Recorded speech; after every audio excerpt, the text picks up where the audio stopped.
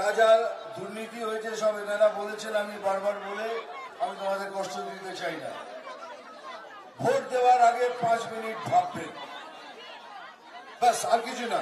5 minute ভাববেন যে BJP party, আগে বলুন এই পার্টিটা কি দুর্নীতিগ্রস্ত পার্টি?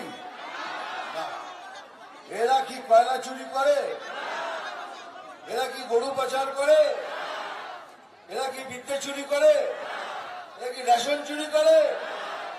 সেই পার্টি এই লোকটাকে চুজ করেছে।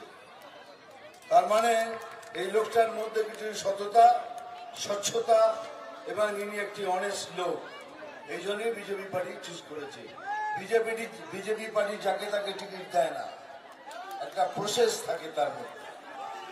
এইবার কি বলছি, কে ভোট দেওয়ার আগে 5 মিনিট ভাববেন। তো কি ভাববেন? এই পার্টি তো দুর্নীতি করে না।